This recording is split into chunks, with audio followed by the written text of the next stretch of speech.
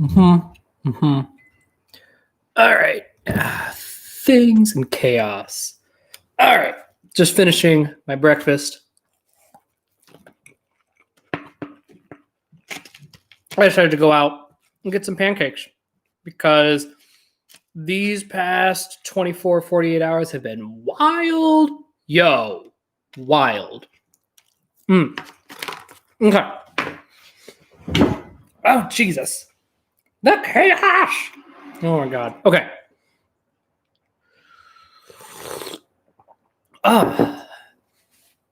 What's up, guys? Welcome to another episode of Full Blast. I'm your host, Raj Burrows. Oh, man, we got a good one today. Feeling good. Also, I shaved last night. Just as a side note, I wildly underestimate just how much better I feel shorn. I need to be shorn. That's just reality. My IJ-ness, it was too much. I didn't like how my jawline looked. I felt weird. I didn't like it. Not here for it. So I think that alone is just making me feel better. But all right, so here's what we're talking about today. I had what I consider to be a legit revelation about function math, human needs, animal stacks, function flow, the whole fucking thing. It was like an entire, I feel like at this point in my OP journey, I sort of see the whole board with fuzzing it. I can see the whole board, I can see the shapes, I can do the thing. But this morning I had an additional level of clarity that I was like, oh, fuck, this is real applicable. So I'm going to tell you what I wrote on the Facebook group, how it hit me, and then just sort of get into it, talk about the implications, how you can use this in your real life, because this feels really, really good to me. And I get to actually fucking blast about something, which as a lead blaster, I like doing. So what happened was the last 2 days have been a lot of consume sleep, but not in a good, healthy, growthy way. It definitely felt like a stuckness, a dark side, the not fun part of the dark night of the soul and not productive part. It felt a little downward spirally, and it felt like, you see what you look for, how does that line go? You see what you look for, kid? Oh, God damn it. I'm not going to misquote Sondheim. I'm not doing that.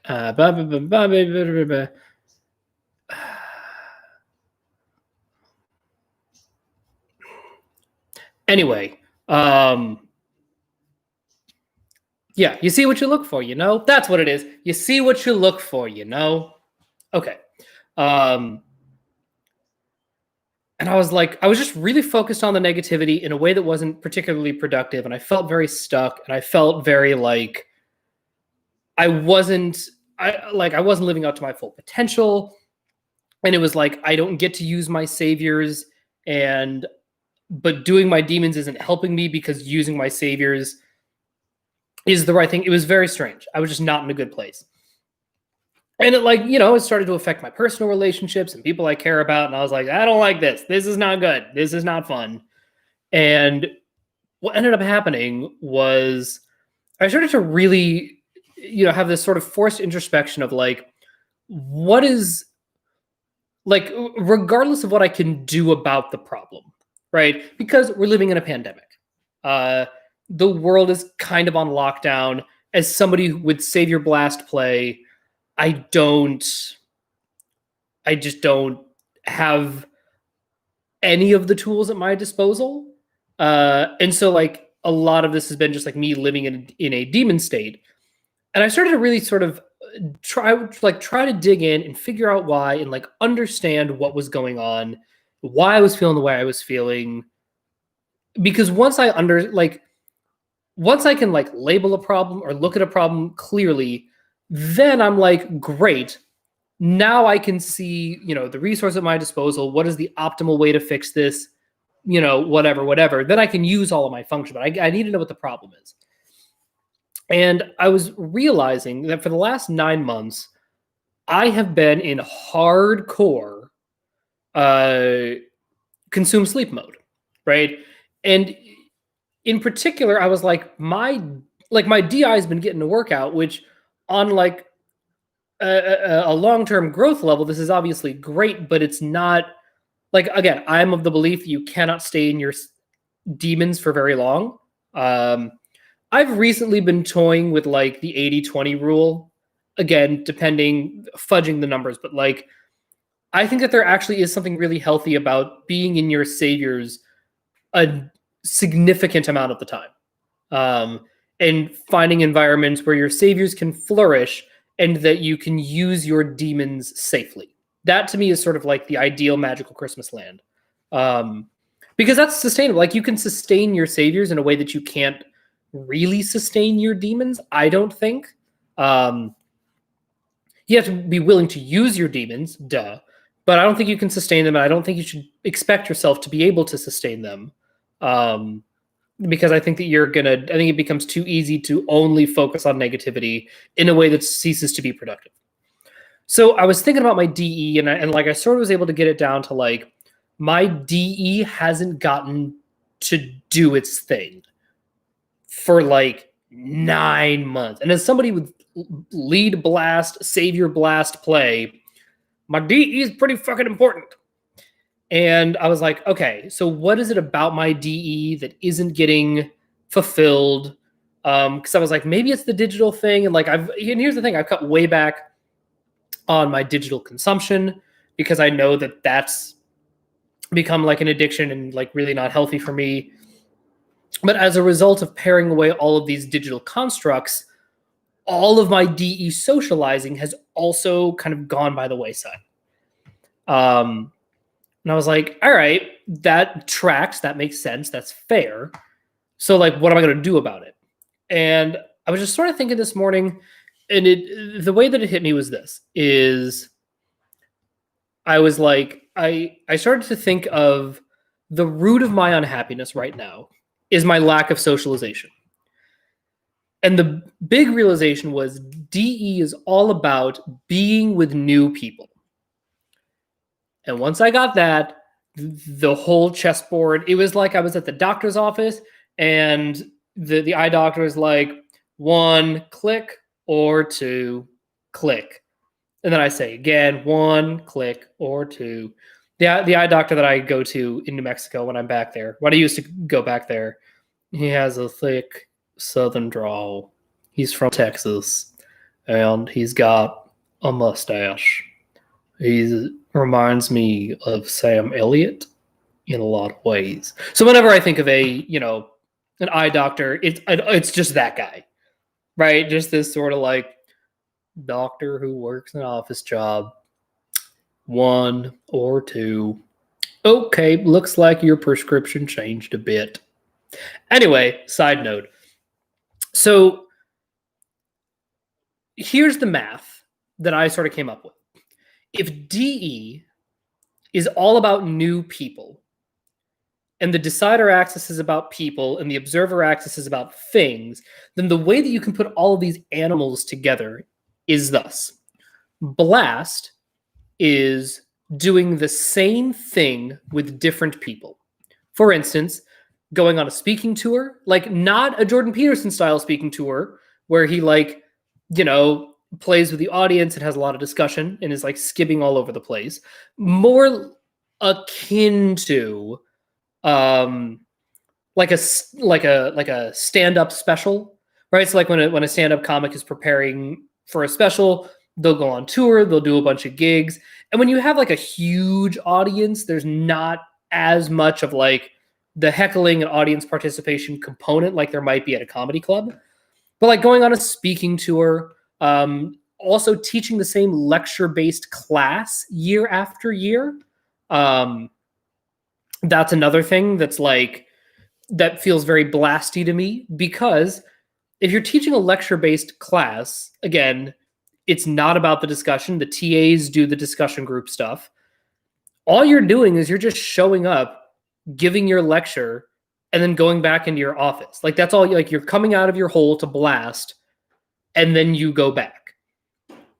Right? So that to me is blasting because it is, you call it known information. Known information feels really abstract to me, whereas like the same thing, we know what that means. Like we all have an intuitive sense, and that applies to NI or SI, right? So it's the same thing, but with new people every year, right? And the joy of blasting is that you're not giving the same speech to the same people, right? It doesn't matter whether it's a larger group or a smaller group. Obviously, more is better because duh. But all that matters is that it's different people. When I was a tutor, the whole reason that I got burned out of programs was when I had to like stick with the same kid for like a fucking year. And I was like, no, I'm done. Like I already blasted to you. Like, yes, I'm getting paid, so that's fine. But like, I already gave you my blast. I need to move on to a different person. Like, I just need human variety in my life, even though my lead function is about doing the same thing. Okay, great. So, second to that would be play. So if blast is doing the same thing with new people, play is doing different things with different people. There is a fantastic example of this. So my girl Anna Kendrick, oh, you know I love me some Anna Kendrick. There's a great clip of her on the Graham Norton show. I want to find the name of the clip. There's a great thumbnail for it too. Anna Kendrick, Graham. So the name of the video is called Anna Kendrick's British Accent Obsession. And she has this cute little anecdote about how she's like, you know, when I'm out in the world, like, you know, when you're with people in the world, like you do little bits together, right? Just little jokes, just like a little like 3-line jokey interaction. And, you know, in Britain, in the United Kingdom, there's a bunch of different regional accents. And she was telling this adorable little anecdote about how she was like, I was staying at this bed and breakfast, and this person comes out and they say to me, oh, can we help you with your bags? In like this very, you know, formal sort of British accent. And in her, what she says, she's like, and I thought we were doing a bit. And so she responds, oh, I've been traveling all day. You have no idea. And then they kept talking like that. And she was like, oh, that's not a bit. Like, that's just how they talk. That to me is a quintessential example of play. Because what play wants to do is it's like, ooh, I'm responding to my environment. This is a new playmate. This is a new person that I'm playing with. And we get to do a different thing because it's a different person, right? There was a time I was at Barnes & Noble, and I hear the person in front of me. They're checking out, and the cashier says, can I validate? She said, how did she put it? She put it very, very well. The cashier said, can I, do you need any parking validation today? That's what she would say to every person in front of me. Do you need any parking validation today? And so I, being the savior play person that I am, I then get to the front of the line, knowing that she is going to say that. She says, do you need any parking validation today? And I said, no, but I would love some regular validation if you can spare some.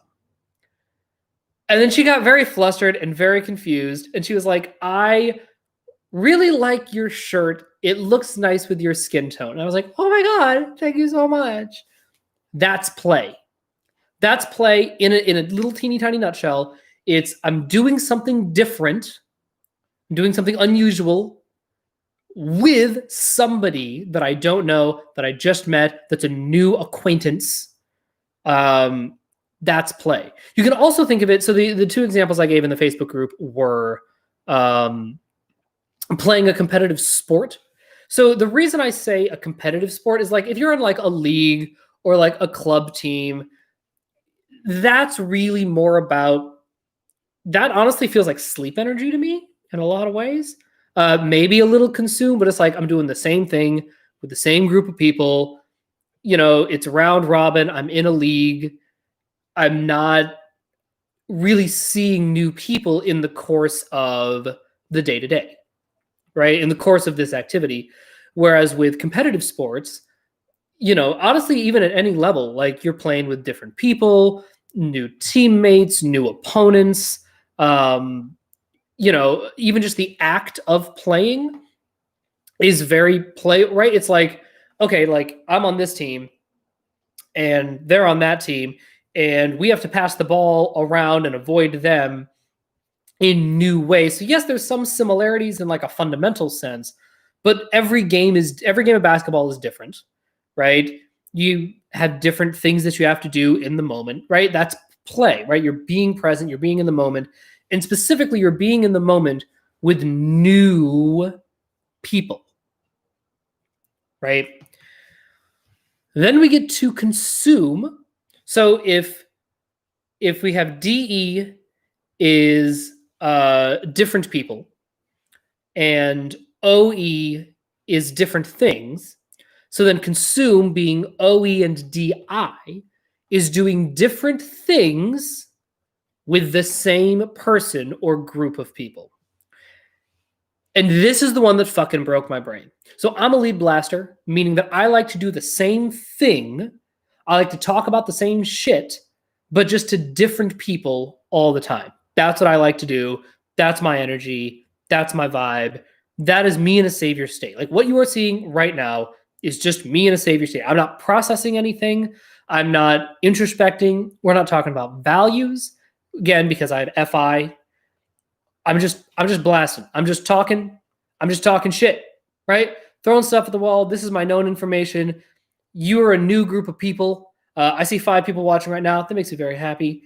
But like, here's a group of people who are watching the thing, and then in the next video, it's going to be different people. And I just want to move, same thing, but different group of people, different group of people, different group of people. It's great, right? So consume is the inverse of that. So consume is doing different shit, but with the same people. Sorry, there was a comment. Have been to Shan and Dave to go through OP operator training. I have not. I've not done the operator training thing. To be perfectly honest, I don't really care about operator training. My interest in objective personality is much more in the hippy dippy self-growth area. I'm glad the science exists. I'm glad there's something trackable there. I wish everybody the best who wants to focus on the science side. I just don't give a shit. So the consume part of it, right? Different shit with new people. The examples I gave were taking an online or self-taught class, or traveling solo or with a small group of familiar travel buddies. So when we talk about consume, we think about it as like DI, doing it by myself, whatever. That's partially true. But DI isn't just the self. It is the self and anything that the self has attached to, their identity, small core group of people, right? Like the squad, like your core for whatever the fuck you want to call it, right? And if you have a group of people who it's like, oh yeah, we go to a different brunch spot every week, and then we play the credit card game to see who pays in any given week, right? It's like, yeah, we're all like the observable thing is new every week, but the group is the same. And that really is the key to consume, is that the people stay the same. The things change, but the people stay the same. That is the core of consuming. Those who have high consume, savior consume, they really like doing new things, but with the same person or group of people, including the self, right? Obviously, the self, because it's, you are yourself and you are with yourself, like you know yourself, whatever. But you're still hitting the consume button if you are doing if you're doing something new with somebody you know, right? And it's weird, like where I get really fucked up is that once I get to know somebody, the better I get to know somebody, it's very easy for me to get bored. It's very easy for me to get bored unless we're like going to classes, like unless there are other people in our environment and other like extroverted things that we're doing. Then I don't get bored, and then I can really sustain it. I think of my, one of my very good friends. She's a voice teacher. We've been friends for over 15 years. And the reason we've been able to sustain our friendship and like why it is as rock solid as it is because not only are we very, very similar, not only are we blasty to hell, but we've done enough things together extrovertedly that when we bounce things off, like we're able to sort of do our consume processing together. It's like, hey, this new thing happened. Hey, fellow tribe member, let me bounce this off of you. But there are not that many people in my life who I can say that about. And that's where lead, blast, demon, consume can really, kind of fuck you up, is that it doesn't, like, consume really is about going super deep with people. And that's a muscle that is hard for me to really indulge in. It's not a particularly strong muscle. It takes a lot of time for me to work that muscle as a lead blaster, because where I get screwed up is that people will look at me and say like, oh, you're always on to the next thing. That's not true. Sometimes I'm on to the next thing because, double activated play, but really I'm just on to new people.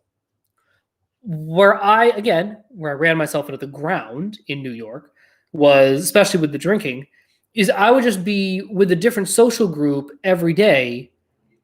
And so nobody was able to ever see me in a repeated enough way to sort of catch my patterns and be like, hey, every time we're together, like, it feels like you're drinking a lot, right? Because to them, if I only saw them once every 2 weeks and I was sort of like rotating through social groups, as far as they were concerned, I was only getting tanked twice a month, which, again, potentially problematic, but like, by New York culture standards, totally reasonable, right? But the problem is that I was getting tanked 3 to 4 times a week. I was just moving between 4 to 8 different social groups. So each group only saw me getting tanked at a reasonable interval, right? Whereas once I started to get tanked with the same people over and over and over and over again, then I was like, oh shit, I think I have a problem. Oh, I think I like have a legit binge drinking problem. Oh, great. I don't get to drink. That's just not a thing I get to do. And now I'm, coming up on 5 years of sobriety in February. So, hooray.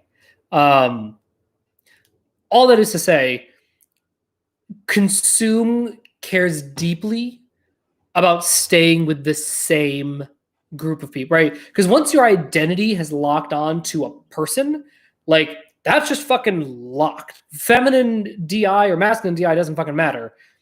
When the identity is involved, it's just hard to move your identity. Like, that's one of the big things that I'm seeing, is that whether it's masculine or feminine, like, the identity doesn't want to move. We call it ego, call it whatever you want, but like, when it locks onto something, it is locked.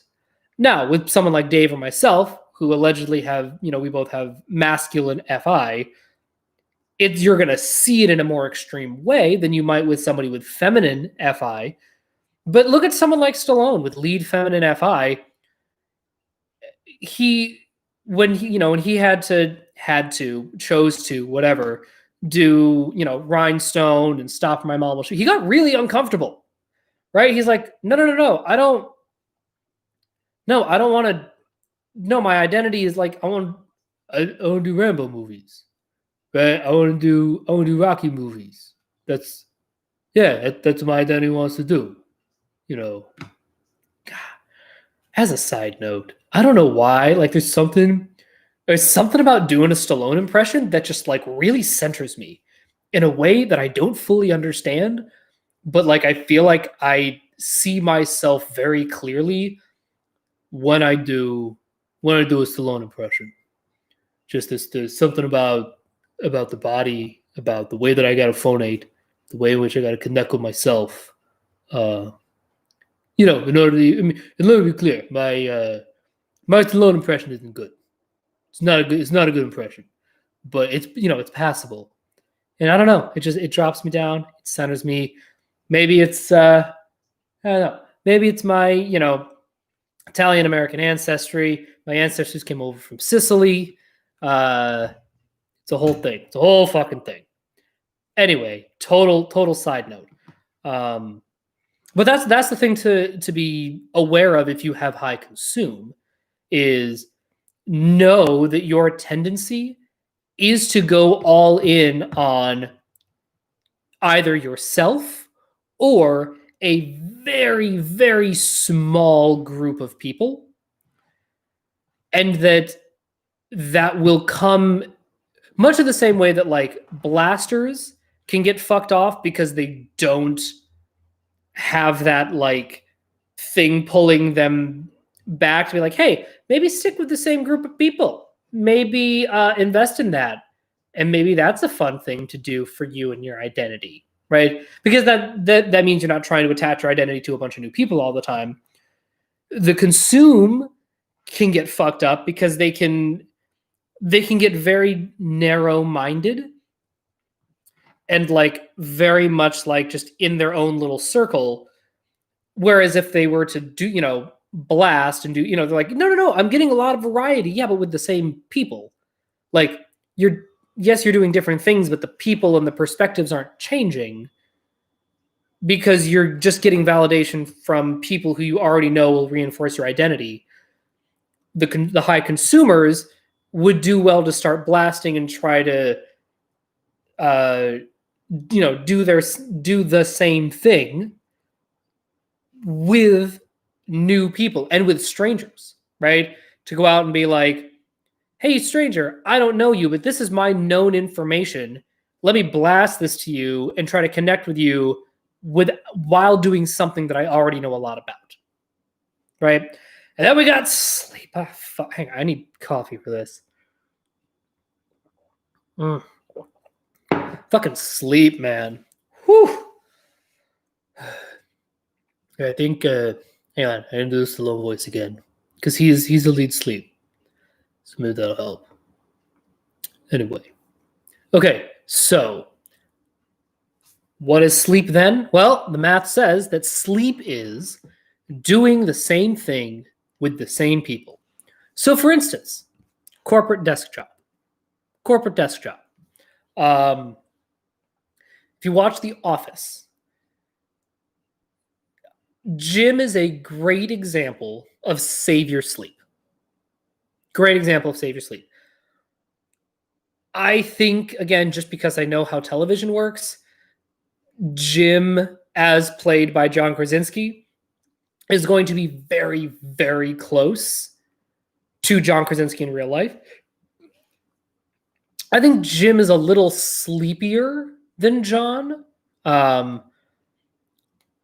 think that Jim is probably NIFI lead sleep.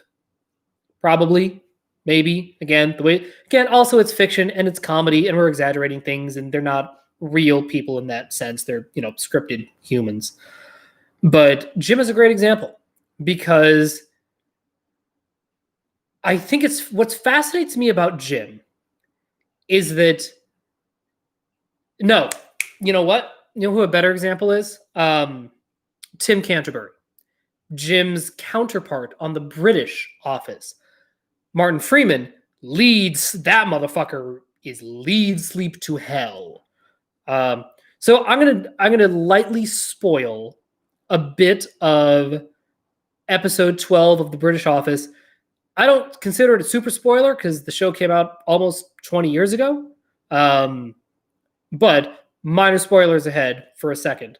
So one of the things that happens at the end, towards the end of The Office, is Ricky Gervais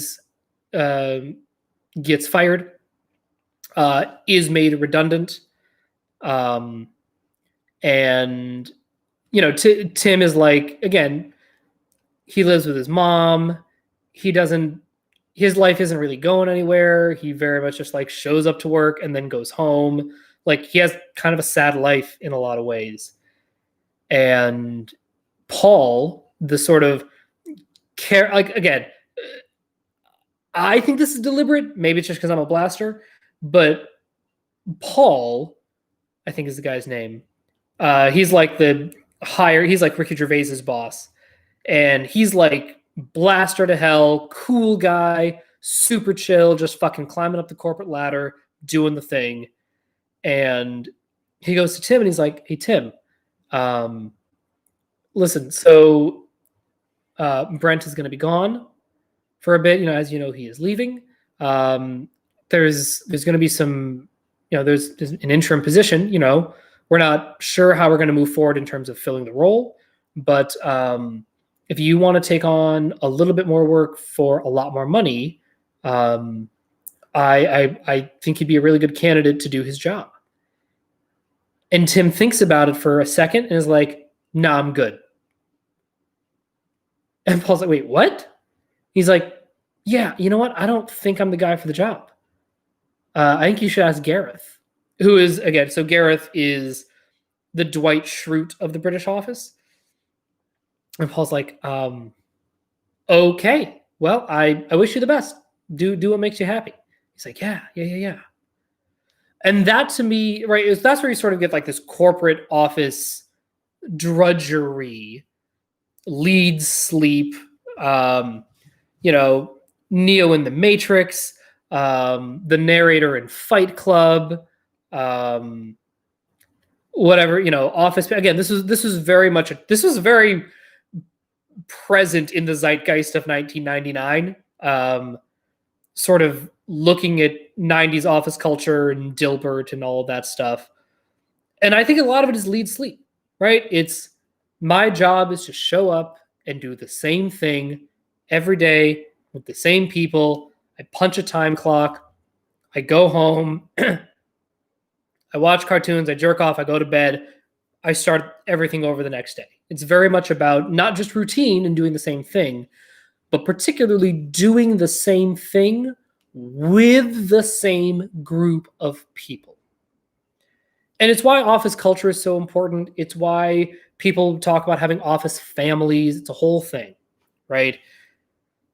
The other example that I gave is it would be like, hypothetically, I don't know if this exists or if this resonates with anybody, but you ever lived in New York City and it was like you and your 5 other friends, and every day you all seem to not have work at the same time. And so you go to Central Perk, this nearby coffee shop, and you all sit on a couch every day because it's your couch, right? Sitcoms, to me, are the epitome of lead sleep. Because a sitcom episode, same shit every time. There's even to the point of, so this is like a little inside baseball, but there are things called spec scripts. They used to be a lot more prevalent, but if you wanted to be like a staff writer or a writer in Hollywood, particularly for sitcoms, you would write a script for an existing sitcom, such as Everybody Loves Raymond or Will and Grace or Friends. Again, this is back in the late 90s, early 2000s. But you would, or Cheers, because there's a math to it, right? Even to the point of like, this is how long, the first scene is this many pages. The second scene is this many pages.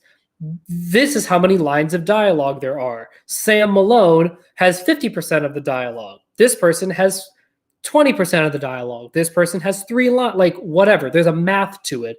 There's an organization to it. There is a known information component to it. And it's why it works.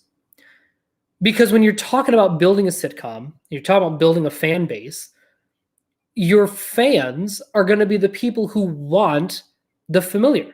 Michael Chiklis, it's funny. So Michael Chiklis is an ESFP jumper, double masculine, play, consume, sleep, blast, last, right?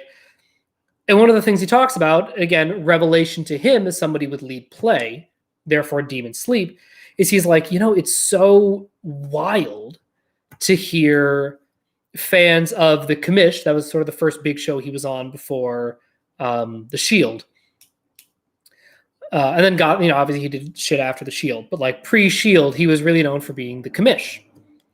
And he was like, I've heard from a lot of people that was their Saturday night ritual with their parents or their grandparents, or, every Saturday night, they'd all get together and, hang out with The Commish and that little TV family. And he was like, it's wild to me that that's a thing. And it's funny, my mom's the same way. My mom, she hated television for years and years and years, and now she is a legit TV addict. Like, she watches more TV than I do. Like, she and my dad, her husband, they will just, every night, they'll watch 2 or 3 episodes of some new TV show. And again, because they're both Savior Gather, they like new TV shows, they like to finish a show and then watch a new show. But each time, she gets really invested. She's like, no, these are my friends. I like hanging out with my friends. When she finished Justified, she was she loves Raylan Givens. Like, she loves Timothy Olyphant. It's weird. But then again, I'm like, nah, that's how I feel about, other shows that I've watched. Like, that's just what happens when you get really invested in a TV show. You're doing the same thing with the same people, whether it's just yourself, whether the same people is the tribe, like the parasocial relationship that you form with people on television. It was incredibly common, in the late 90s, early 2000s, for every Thursday was Friends Night, right? Everybody would get together, they'd have snacks, and then the group would watch Friends every night, even to the point of recreating that in college and in it. So Friends ended the year I started college, and there would be girls, predominantly girls, who every Thursday they would watch an episode or 2 of Friends all together. Like, oh my God, you had a Friends night? We had a Friends night. Oh my God, we should totally have a Friends night. And then that turned into Grey's Anatomy night, where every week they all rent out the common room in South Mid Quads and watch Grey's Anatomy, because hashtag McSteamy and hashtag McDreamy. Like, it was the same thing with the same people, both interpersonally and also in TV land, right? So again, same phenomenon of soap operas, right? It's the same show, the same people, you get attached, right? The telenovelas, you get attached to the same people. That's sleep. That's sleep energy. So the reason I bring all this up, and I wanted to lay out the math, is because I think it's really key in understanding not only your own tendencies, but how we interact with each other. So if you are talking to somebody who is lead DI, and they see, let's say they're a lead consume, right? And you're like, you seem really skibby and you like doing new things, but you also seem closed off to new experience. Like, what the fuck is going on? That could be because it's not that they're closed off to new experiences. It's that their saviors are all about like the DI as a savior is all about building the small core, super stable tribe, right? Or to put it in like, maybe this metaphor works, right? So if you think about like the earth, right? You have the core of the earth, and then you have the crust of the earth. And so DE cares about the crust and DI cares about the core. And both are important, right? Because you cannot inhabit the core of the earth. You cannot. You would die. You would melt. That's not sustainable, right? But without the core of the earth, then the crust has nothing to sort of build around. So you really do need both. And a lot of it, I think with these human needs is comes down to, certainty, uncertainty, connection, significance. I think that you can, in a lot of ways, map the DEDI coin onto certainty and uncertainty. Look, when you meet new people, that is inherently uncertain. If I, watch any stand-up, do a small set, it's, as a good example of this is like Jimmy Carr. If you watch Jimmy Carr, again, so he's sort of leaned into like the play, the roasting, the whatever, but like a lot of that is the DE component of the uncertain. I think that the DE has a lot of uncertainty to it because you're whether you're blasting or playing, it's new people. It's people you haven't met before. It's strangers. And you don't actually know how they're going to respond to what it is you're doing, right? And so to me, someone who is Savior DE, that's one of the reasons I can look like such a fucking chaos monkey, even when I'm blasting. And, in my very blasty mode is because, no, I'm scanning the environment for new friends, new audience members. I want new humans. I need like a big influx, a big and steady influx of new people in my life. I'm thinking about the time when I was maybe the happiest at work that I've ever been. And it was for, it was like a good month or month and a half when I was doing hiring. I was in charge of hiring for the entire tutoring company, all 3 branches, New York, Philadelphia, Boston. We had to let go of the former head of recruitment. They're like, he didn't fucking do his job at all. Totally shit the bed. Didn't work. So I got in there and I was so sustained. And they're like, yeah, no, I did 6 interviews today. And it was a pretty light day. Yeah, pretty easy. And they're like, wait. You did 6 interviews today?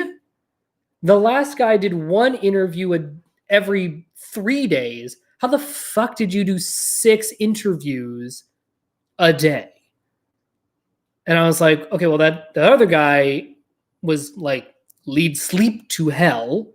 He only wanted to do the same thing with this, like getting to know new people was like a weird, wacky, fun thing for him. But like, no, I can get through 6 interviews a day because they're just 20-minute interviews. And the way that I set it up was, I, as the head, I sort of like inverted the triangle to use like bullshit corporate jargon speak.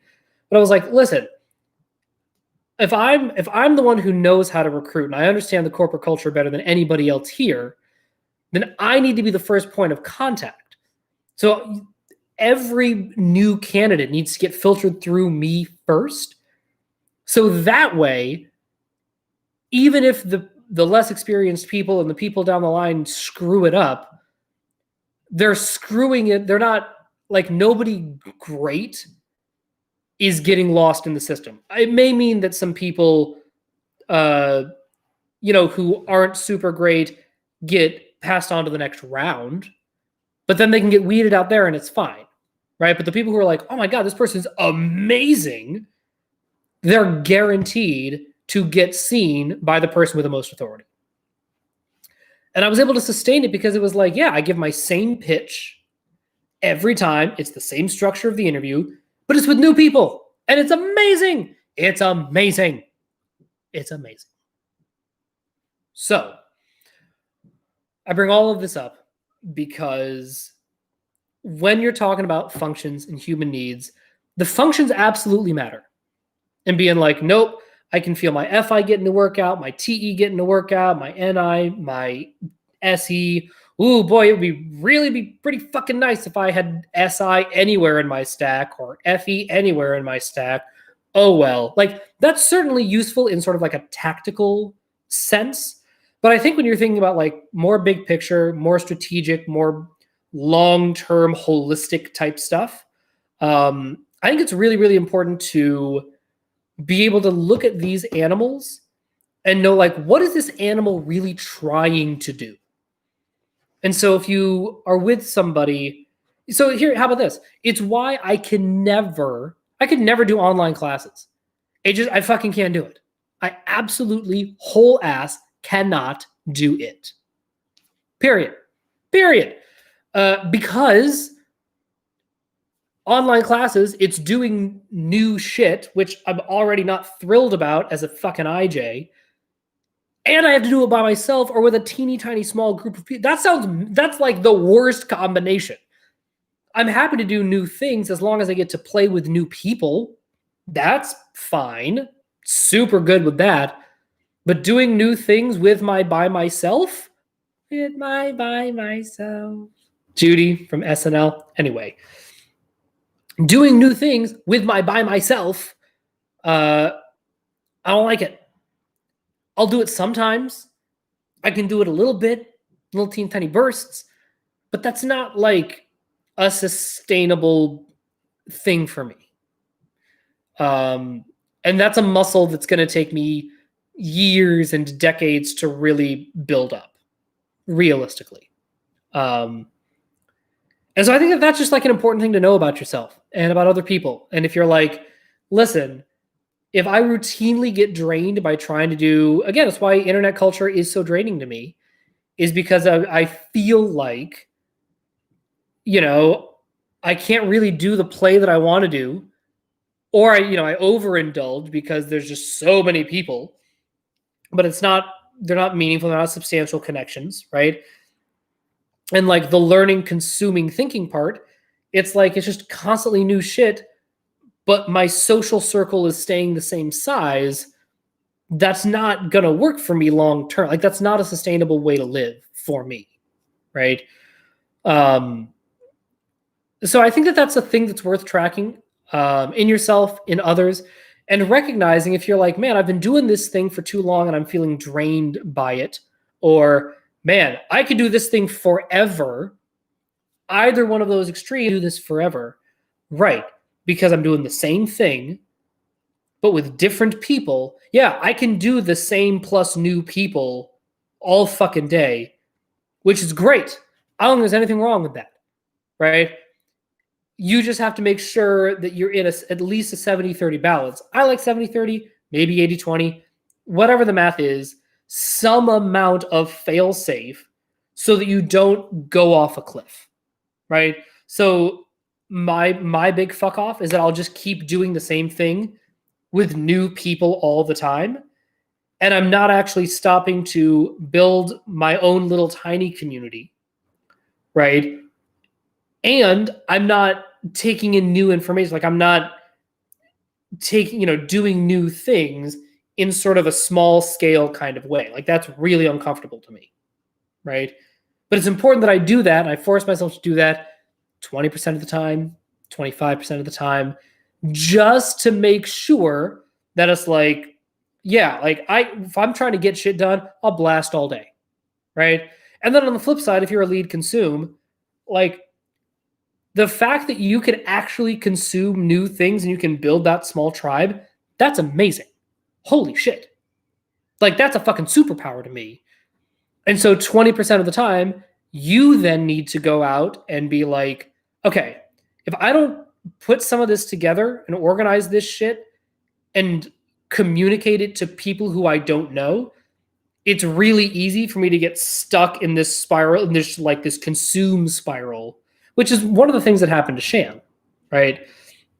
And then for sleep and play, the save your play is like doing new shit with new people all the time. So they need to work on like, okay, that's great. Running around like a crazy person, extroverted world, getting shit done. I love it. Make sure that 20% of the time it's like, nope, I have my rituals, I have my routine, I go to church on Sunday and I see the same group of people and I sit in the same seat and I have, this is my Thursday night show, whatever. That's a really important ritual, right? Sleep, I think, is a lot about ritual because it is the same, it's unchanging, same group of people, whatever, right? And then if all you are is ritual and doing the same thing with the same group of people, it's important to mix it up once in a while, right? And it's important to go, okay, my tendency is to do the same thing with the same group of people. So now I need to flip both of those coins and do different stuff with different people, because that will just make sure that the ritual that I have is still good and working and worthwhile. And like, let me check in with the outside world and then bring it back, into my innards. Whereas the Savior play, yeah, they're doing great checking with the outside world, but they need to then go, okay, let me make sure my core is still good. Let me make sure I still want to pursue this. Okay, great. We're building the thing. Got it. All right, I like where things are going. And then you can go back out and play. All right, that's all I got for today. Thank you for listening to me blast. As always, I love doing these videos. Leave me a comment below. Be sure to like and subscribe, and I will talk to you guys later. Bye.